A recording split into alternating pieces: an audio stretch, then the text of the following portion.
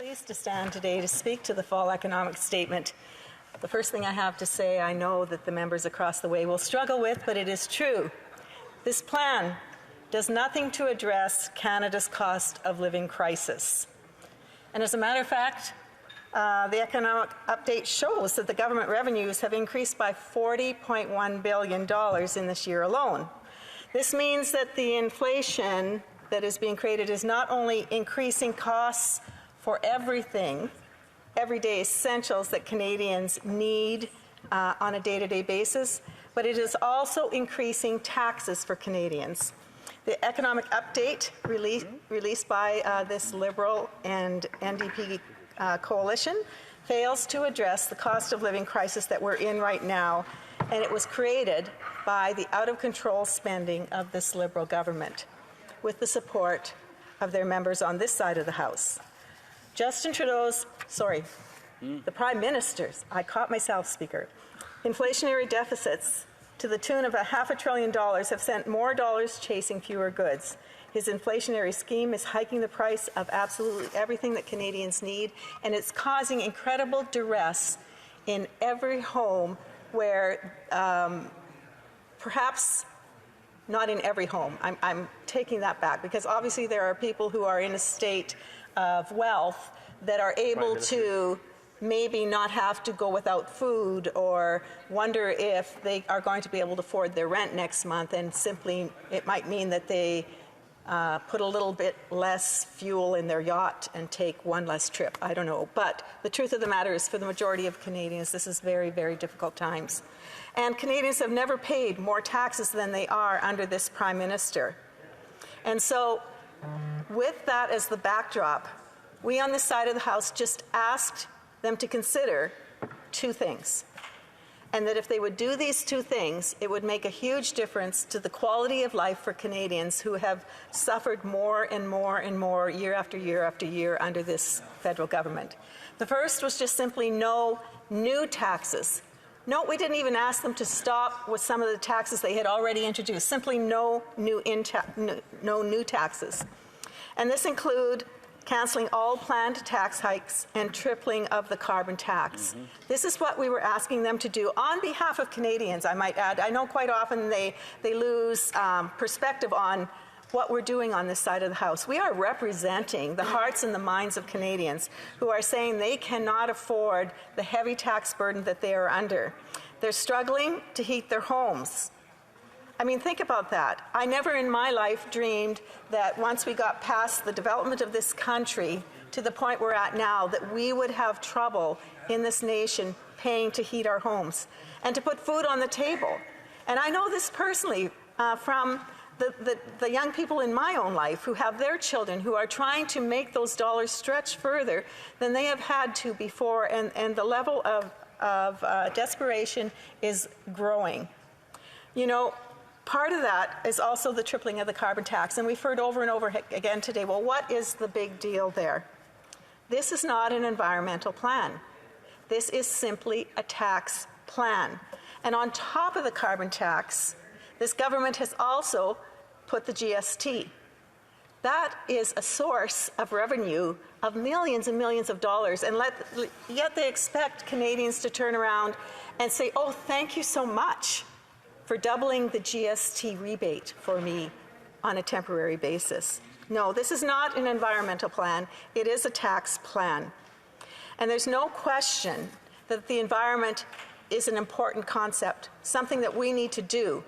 But I would like to say, Mr. Speaker, that what this government fails to understand or simply chooses not to look at is the reality of where we are in the world as Canadians. I want to say right now that the best thing that we could do as Canadians is give the world what they need. And the world needs more Canadian best practices, more Canadian research, more Canadian innovation. I have to tell you that in Saskatchewan, we are very proud of what we do. I have a map. I can't show it in the House right now. Unfortunately, it's too small. But it shows Saskatchewan and the resources that we have in mining. And I'll mention uranium, base metals, gold, Major peat resources desperately needed to grow anything. Coal fields, clean coal, helium, oil, gas, bitumen, potash, commercial forestry. And it covers our entire province. Pretty good.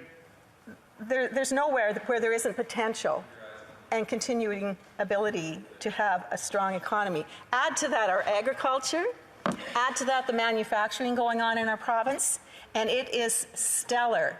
The amazing thing is that we do all of that always within the back of our minds, the importance of protecting our economy and our environment.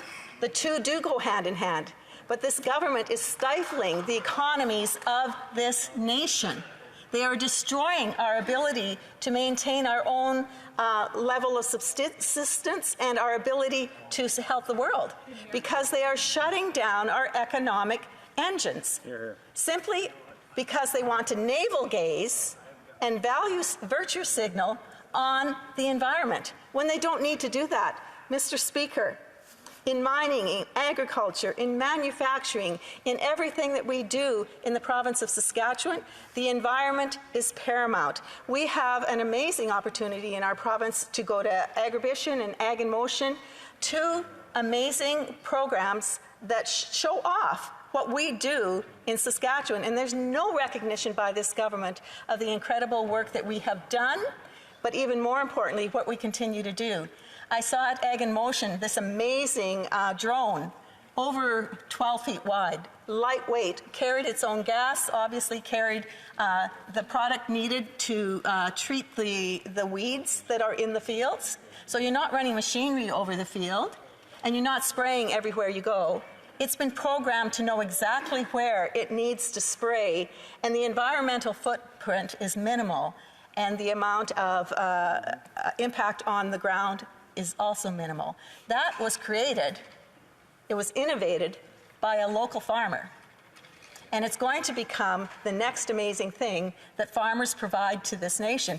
As a matter of fact, the research at the University of Saskatchewan, it's indicated, and this was when I went to a carbon event put on by APAS, and they were talking about what Saskatchewan does and what we need to continue to do. And that was 4 years ago. They said within a decade, increased innovation in agriculture in Saskatchewan would offset the entire oil sands. Wow. So that's just one example of so many things that Saskatchewan does. Just recently, I only have 2 minutes? All right. I know. A private member's bill came to the industry committee on greening the prairies, how to do that. I have to tell you, if I went home, actually I did go home, I went to an RM event, and I told them about this, that they wanted to come and green our prairies. I would suggest that you come to my riding and say that out loud. We have this wonderful thing called the grasslands, where cows roam, big animals. And you know what? They're sequestering more carbon now than when the buffalo roamed. And we talked about that, the Cattlemen's Association talked about it at that particular committee. And you know what? I have to give credit where credit's due. There were individuals there who made the comment that that was something they didn't understand or know about in the past. And yet they're bringing forward a bill on greening the prairies. So, Mr. Speaker, I appreciate the time that I've had today to talk about why this particular economic update serves no good purpose. It puts Band-Aids on things that basically are wounds that this government has opened up in Canadians' lives and doesn't solve the problems that they've created. Here, here, here. Well done. Now, I believe before we go to questions and comments, I believe there's a point of order from the Honourable Minister of Tourism. Merci, Monsieur le Président. Il n'a pas été possible d'arriver à... Thank you, Mr. Speaker. We were not able to reach agreement under 78.1 or 72 of the standing orders for report stage and third reading of C-32, an act to implement some aspects of the fall economic statement tabled on November 3rd, 2022. Under the pursuant to provision 78.3 of the standing orders, I'm providing notice that at the next sitting of the House, the government will table notice for a certain amount of numbers and hours of debates. Questions and comments? The Honourable Member for Brampton North. Thank you, Mr. Speaker. I want to thank the member opposite, the Conservative member, for her speech today. I have to say I definitely agree with her that the economy and the environment does go hand in hand, and I want to compliment Saskatchewan for taking steps that are both good for their economic output and the environment, and I think every province and everyone should take lessons from that. In reference to the inflation comments, I would like to ask the member whether she feels that Canada is in this by itself, because if you look at comparable countries, the G20, we are the 9th lowest in the G20. In the G7, we have the 3rd lowest inflation rates.